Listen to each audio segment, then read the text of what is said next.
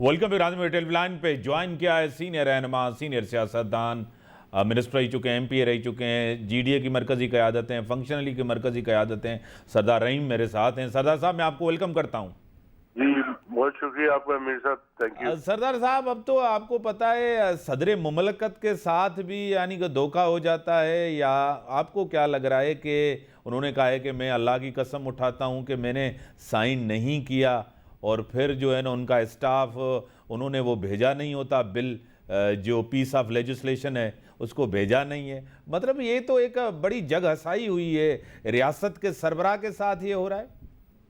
देखें मीर साहब, मैं क्या कह सकता हूँ। आप ये मुकद्दस सौदे हैं, मुकद्दस मरतबे हैं, मुकद्दस जो है वो इंस्टीट्यूशंस हैं, इसके खिलाफ मैं क्या कह सकता हूँ। सिर्फ ये बनाना रिपब्लिक में हो सकता है कि इस किस्म के वाकयात हों। मेरा जो कहना है वो ये है कि अगर वापस करना भी था तो सदर साहब को नोटिंग करते ना उस पर कि जी मुझे ये कबूल नहीं है और इसको रिकंसिडर किया जाए। बगैर नोटिंग के, पता नहीं उन्होंने नोटिंग की है नहीं की है, ये अभी वजाहत इसकी नहीं हुई है। अगर बगैर नोटिंग के वो उन्होंने कहा है कि वापस कर दो तो जाहिर है कि ये बात दुरुस्त नहीं है, और अगर नोटिंग के साथ उन्होंने कहा है वापस करो और वापस नहीं हुआ है तो ये फिर एक बड़ा जो संगीन मामला है। तो ये सारी इसकी चीजें जो है वाज़ेह होंगी तो फिर आदमी कोई ओपिनियन अपनी दे सकता है। सही। सर, 90 दिन के अंदर इलेक्शन, जिस तरह CCI के अंदर उस टाइम के CM मुराद अली शाह साहब भी दस्तखत करके, अब पीपल्स पार्टी बज़्ज़िद दे के 90 दिन के अंदर इलेक्शन हो, और 90 दिन के अंदर इलेक्शन का ऐलान, क्योंकि आपको पता है डिजिटल सेंसस के ऊपर काफ़ी ऐसी डिलिमिटेशन होती है, कोर्ट्स में लोग जाते हैं, अपीलें करते हैं, काफ़ी चीज़ें होती हैं, लेकिन पीपल्स पार्टी करे कि 90 दिन के अंदर इलेक्शन होने चाहिए। जी देखिए, पीपल्स पार्टी ने को जो उसके अंदाजे थे वो गलत साबित हुए। सही। वो डिजिटल सेंसस और 2000 अभी के जो सेंसस था उन्होंने उसकी मंजूरी दे दी ताकि वो अपने दोस्तों को खुश रखें, ठीक है। और वो मंजूरी देने के बाद उनका ये ख्याल था कि जो केयर टेकर सेटअप आएगा वो उन्हीं में से, मतलब उन पे कोई मेहरबानी होगी और उनके लोग आएंगे। तो केयर टेकर सेटअप थोड़ा सा इंडिपेंडेंट किस्म का आ गया, तो जाहिर है कि उनकी जो 15 साल की आदत है उनको हुक्मरानी की और मनमानी की और अपने उसके फायदे उठाने की, तो वो स्कीम उनकी जो है वो फेल नजर होती हुई नजर आई। तो अब वो चाहते हैं कि जल्द से जल्द इलेक्शन हो, ताकि इस वक्त बहुत कंफ्यूजन फैला हुआ है, बहुत संगीन किस्म के केसेस चल रहे हैं, उनके क्या फैसले होते हैं और अल्टीमेटली क्या किस करवट बैठती है सियासत। इससे पहले ये इलेक्शन करा लें ताकि ये रेलेवेंट हो, लेकिन इलेक्शन अगर देर से होंगे तो फिर इनकी रेलेवेंस खत्म हो जाएगी। इनके जो पंजे गाड़े में है सिंध की ब्यूरोक्रेसी में, जो लोग इन्होंने 15 साल से पाले हुए थे, वो जाहिर है कि इधर उधर हो जाएंगे, तो फिर वो मनमानी नहीं कर सकेंगे और इलेक्शन जो है ना उस तरीके से धांधली नहीं कर सकेंगे। तो ये उनको परेशानी है, इसी वजह से वो चाह रहे हैं कि जो है इलेक्शन जल्दी हो जाए।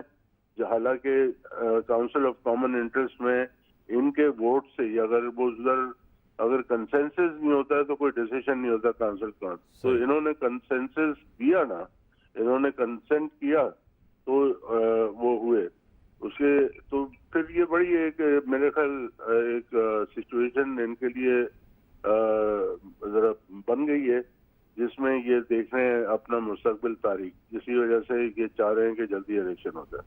सदर साहब, जिस तरह केयर टेकर सेटअप ऊपर भी यानी कि मरकज़ में भी आ गया है, सिंध में भी, अब तो आप सेटिस्फाई हैं, कॉन्फिडेंट हैं कि इलेक्शन न्यूट्रल होने जा रहे हैं? देखिए, हम कॉन्फिडेंट उस वक्त होंगे क्योंकि यहाँ पर ये पाकिस्तान जो है बहुत ही मुमलिकत खुदादाद है, यहाँ करिश्मे हो जाते हैं बाद में।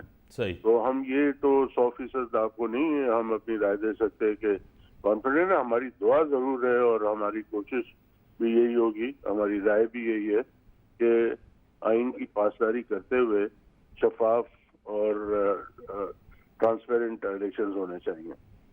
सदर साहब, ये 2018 वाला करिश्मा अब भी 2023 में भी हो सकता है? نہیں، میرا خیال پاکستان میں ایک فلم دو بار نہیں چلتی ہے، ایک فلم اتر جاتی ہے پھر دوسری قسم کی فلم آتی ہے، تو اب دیکھیں کس قسم کی فلم آتی ہے، لیکن ہماری امید ہے یہ کہ اس دفعہ فیئر الیکشنز کروانے پڑیں گے تاکہ نئے مینڈیٹ کے ساتھ لوگ حکومت میں آئیں اور وہ جو پرانی ویلنگ ڈیلنگ ہے اور ساری ڈس اپوائنٹمنٹس ہیں اس سے چھٹکارا حاصل ہو۔ سر آپ کو خود پتہ ہے کہ 15 سال کا اقتدار تھا پیپلز پارٹی کا، کوئی آئیڈیل صورتحال نہیں تھی، روزگار کا مسئلہ آپ کے سامنے، مہنگائی آپ کے سامنے، مرکز میں بھی پیپلز پارٹی رہی، کولیشن گورنمنٹ کا بھی حصہ رہیں، کوئی حالات بہتر سندھ کے نہیں اگر ایک ایک ڈسٹرکٹ دیکھا جائے۔ آپ کا بیانیہ کیا ہوگا، نیریٹو کیا ہوگا؟ دیکھیں بہت سمپل ہے نا کہ 15 سال کرپشن ہوتی رہی ہے، گورننس نہیں ہوئی ہے۔ صحیح۔ اگر کرپشن نہ ہو اور گورننس ہو تو یہ سندھ جو ہے دن دگنی رات چوگنی جو ہے ترقی کر سکتا ہے۔ تو ہمارا بیانیہ یہی ہے، کرپشن فری سوسائٹی ہو اور جو ہے وہ لوگوں کو ان کے حقوق ملے اور لوگوں کی ریلیف کے لیے، لوگوں کی سہولیت کے لیے حکومت جو ہے وہ کاروائیاں کرے اور لوگ زیادہ امپورٹنٹ ہوں بجائے خاندانوں کے، اور جو ہے یہ سارے بینک بیلنسز ان کے باہر ملکوں میں جائیدادیں جو ہیں بناتے جائیں اور لوگ بیچارے یہاں سے غریب تر ہوتے جائیں۔ اور سیلاب زدگان کے ساتھ جو ایسا کیا، یہ ساری کہانی کو آپ کو پر واضح کر دیتا ہے کہ جب سیلاب زدگان کے ساتھ جو ہو رہا ہے یا پچھلی حکومت نے جو کیا، وہ 2 سال سے بیٹھے میں ادھر سڑکوں پر، اور یہ جاتے جاتے 15 دن پہلے کہہ رہے ہیں کہ جی ہم اتنے لاکھ گھر بنائیں گے ان کے لیے۔ بھائی لاکھ گھر کیا کوئی جادو کی چھڑی ہے تمہارے پاس جو لاکھ گھر بناؤ گے؟ تم لوگوں کو صرف مذاق اڑا رہے ہو، ان کے جو زخموں پہ نمک پاشی کر رہے ہو۔